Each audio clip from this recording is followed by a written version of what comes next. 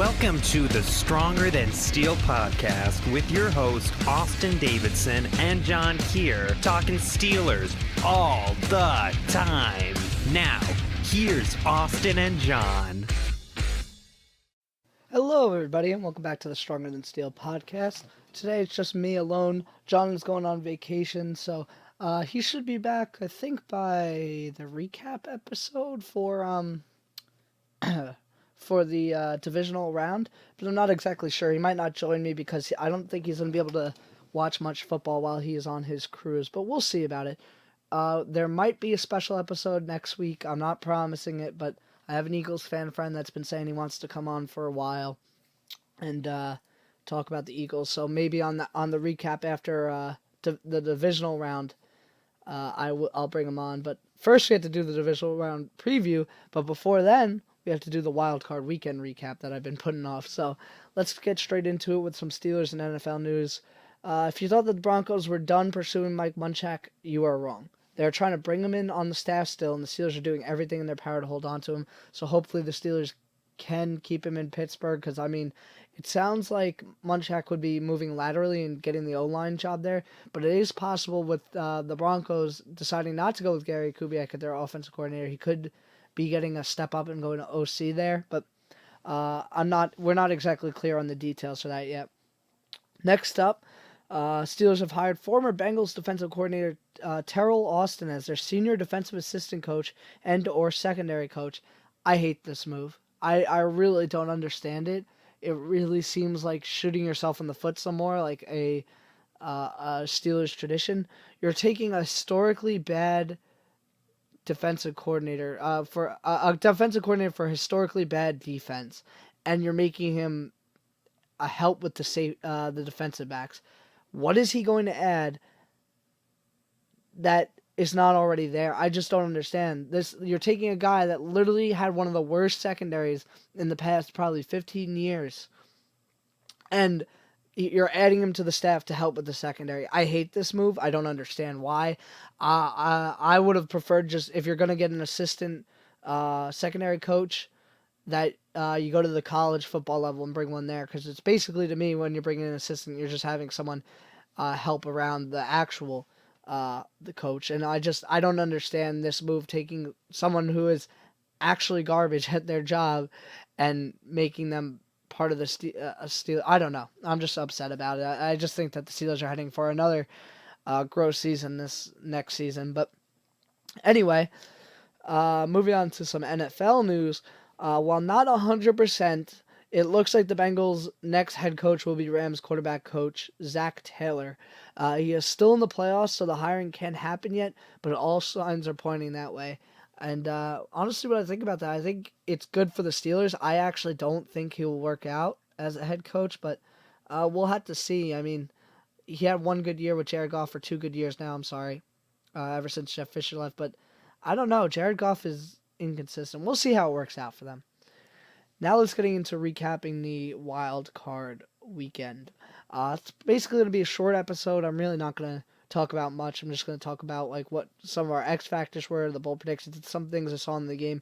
I will be honest, I didn't get to see much of the Cowboys Seahawks game. I was out for a family function, but I tried watching as much as I could. But every other game I saw, almost all of them. Sometimes I turned them off at the end when they were just bad. But regardless, Colts Texans. Let's start with that. Firstly, I just want to say, out of me and John, we only got one bold prediction right, and it was me, and it was in this game. I predicted over 150 scrimmage yards from Marlon Mack, and he got 154. As for our X factors, John did pick Marlon Mack, and he had 150 scrimmage yards, and he was a great X factor for their offense. I think he picked the best for that situation. And for me, I picked Darius Leonard, and I think I picked the best X factor for their defense, as he led the team in tackles with 13 and had a pass defense. So I think we both had a pretty good there. As for the Texans, we didn't really do as good. He picked Lamar Miller, who had 5 rushes for 18 yards, which isn't exactly great. I mean, you could say he would have been the X factor because he didn't get enough rushes. Then the Texans just gave up on rushing so early, but he didn't work out. And I picked J.J. Watt, who only had 2 tackles. One of them was for a loss and 2 pass defense, but Zach Cunningham would have been a better pick on defense. But now going into the actual game, finished 21-7. And it went about exactly how me and John expected it to go. The Texans' offense hadn't been impressing me in the last few weeks, and a lot of their wins were like they weren't convincing enough, and they weren't against good enough opponents. I felt like the Indianapolis Colts were coming into this hot. I felt like the team was just a better team going in, even with all the Colts injuries, even all that considered. I just like Andrew Luck and his team. I felt like they were the better team coming in. And the Texans just looked sluggish to me. And that's how they were. Their offense just wasn't there.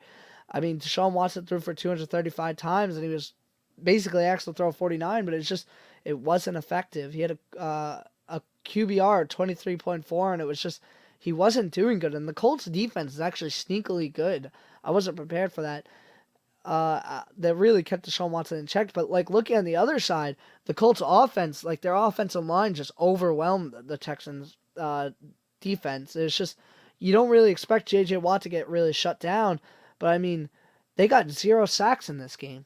I mean, sacks aren't everything. The pressure was there at times, but they allowed 0 sacks and 1 tackle for a loss the entire game. That was it. And this is against a unit that's considered one of the best in the league, where you got like McKinney, you got Zach Cunningham as a pass rusher who actually got a quarterback hit in this game.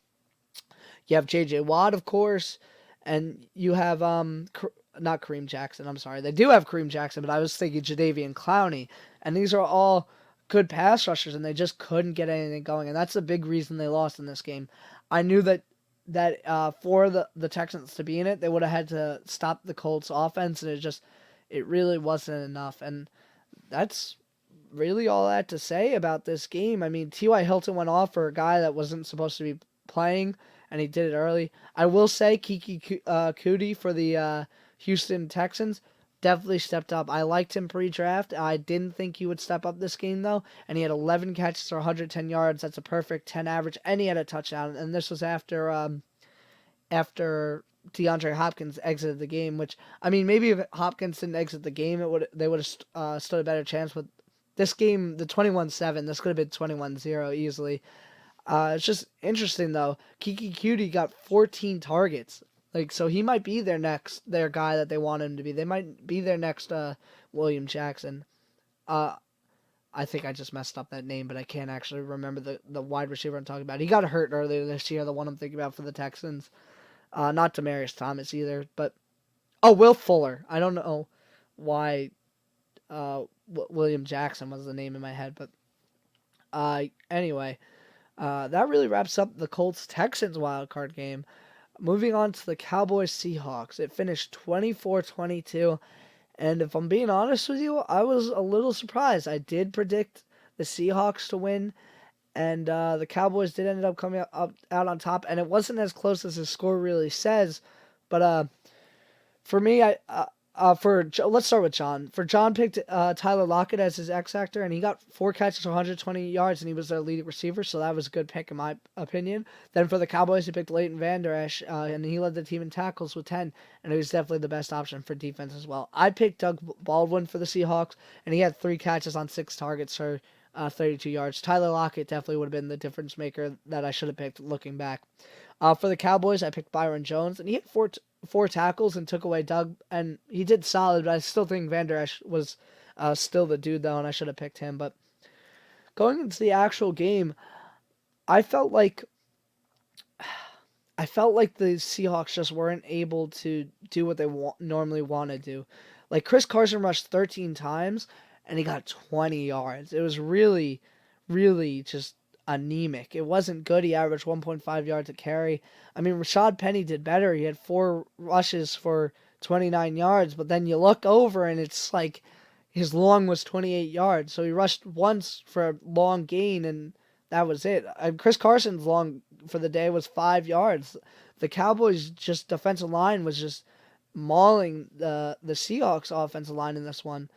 In terms of the run game, I mean, in the passing game, the Seahawks offensive line actually did pretty solid. They only allowed 1 sack when Russell Wilson dropped back See, it's not even that great because Russell Wilson only dropped back to throw 27 times, and this is kind of like the offense the Seahawks have been running. Is if the run game doesn't work, they're not going to win, and that's exactly what we saw here. They really tried focusing on the run game, and just Russell Wilson, he threw for 233 yards, he threw for a touchdown, and it wasn't enough to win. Once the Cowboys got out in front, and it was pretty decisive. They were up 10-6 after the second quarter. I mean, I guess the Seahawks did come back. They got 8 points. I mean, what really hurt the Seahawks, I will say now thinking about that, how the Seahawks scored 8 points in the third quarter and the Cowboys really rallied in the fourth to get 14 points, is the Seahawks losing their kicker really hurt them. I think if they had their kicker, if Sebastian Janikowski didn't get hurt, they would have won this game. But really, I guess you really couldn't see it coming. I guess that's really what pushed the Dallas Cowboys over the edge. Because, I mean, they really didn't do so great through the air. Amari Cooper was amazing. He had 7 catches for 106 yards, but that was really it. Their next leading receiver was Ezekiel Elliott. He had 4 catches for 32 yards. I mean, Ezekiel Elliott went off in his own regard. He had 26 carries on the ground for 137 yards, with which is a 5.3 average with a touchdown. He had a long run of 44 yards. He was doing the most carry of the team. Dak also did pretty solid. I mean, he threw an interception, but to me, that was questionable pass interference. I thought that KJ Wright was interfering on that, but still, this was a close game. I think we were all expecting that. I forget exactly what I predicted. I'm pretty sure I predicted it to be... I want to say I predicted it to be 26-20, so I was pretty close, but just I picked it 26-20 in the Seahawks direction, but still, Seahawks did their best with what they had. It's just unfortunate they lost their kicker, but I mean, also the for not having their kicker is what kept it close, because they scored a touchdown in the third and fourth quarter and got 8 points of it. But that's really all I gotta say for this game as well. That should really wrap up that game. So now going forward, we have the Chargers and Ravens, and this was a surprise to me. Don't let the 23-17 score fool you. The Chargers own this game. The Chargers owned Lamar Jackson. And first, let's get into our X factors. For John, he picked Joey Bosa. He had 2 tackles, a sack, 1 other quarterback hit, but Ingram definitely would have been the move on defense, as he led the team in tackles, had 2 sacks. It was just, he was playing out of his mind. For me, for the Chargers, I picked Melvin Gordon, and Melvin Gordon had a touchdown, but other than that, it wasn't that great. And really, there was no one really good on the Chargers offense. I really just should have went with Ingram as well. Going to the Ravens, John's was Gus Edwards, and he had 8 rushes for 23 yards, which is abysmal. And for me, I picked C.J. Mosley, and he led the team in tackles as well, so I think I actually made the right choice for the defensive X factor. But regardless, getting into the game, it's just Chargers dominated. The Chargers had this game the whole entire way. But, I mean, they started slipping up at the end.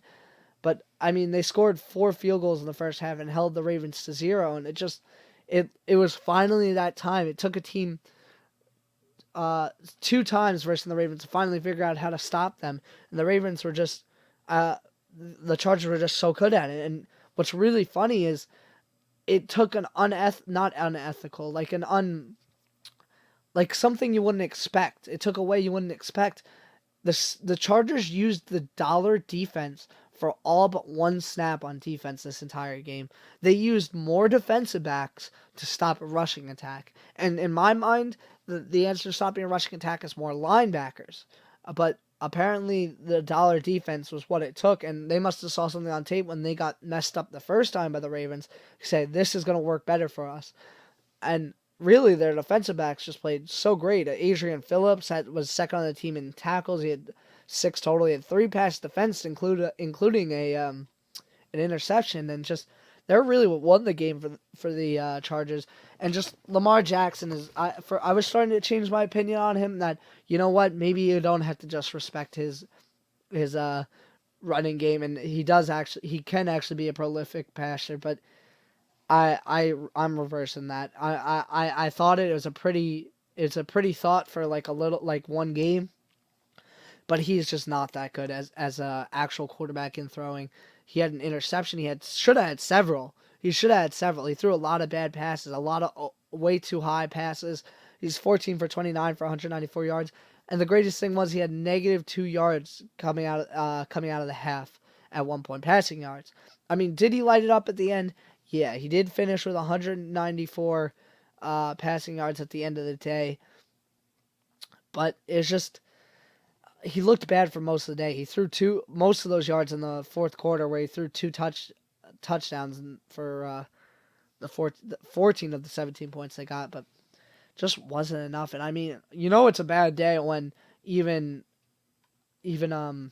Justin Tucker is missing field goals. He missed one of his field goals today, and it could be. I mean, you could look at it as part of the reason they lost, but I mean, they lost by 6, so losing 23-20 really wouldn't have changed much. But I haven't really talked about the Chargers much, so let's go to them.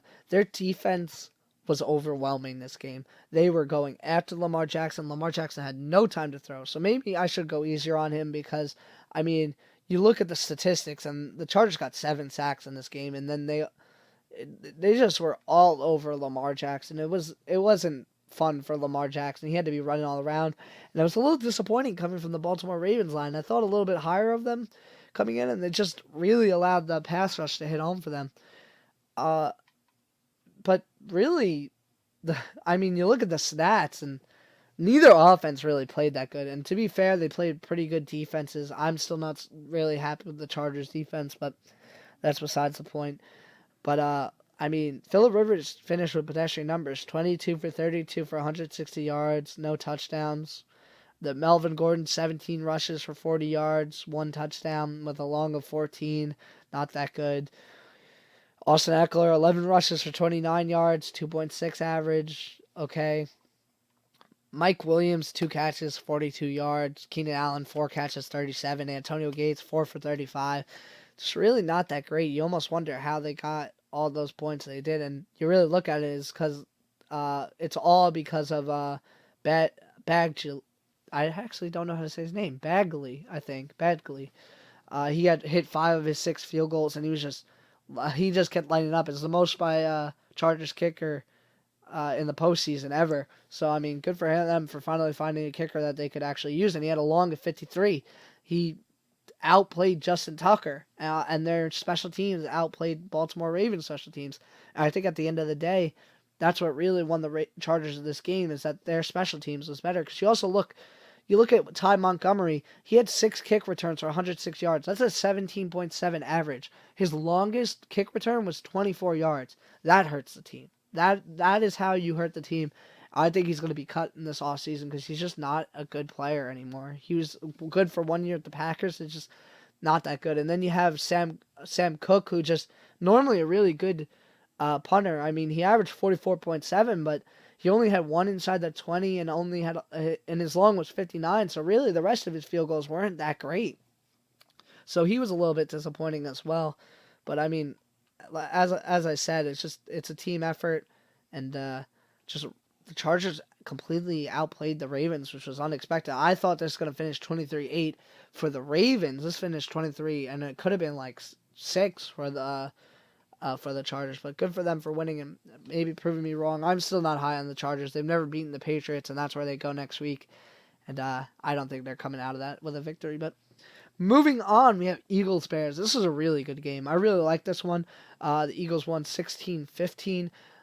Both me and Sean picked Alshon Jeffrey as the X-Factor for the Eagles, and for offense, he was probably the best choice. He had 6 receptions for 82 yards, and he led the team.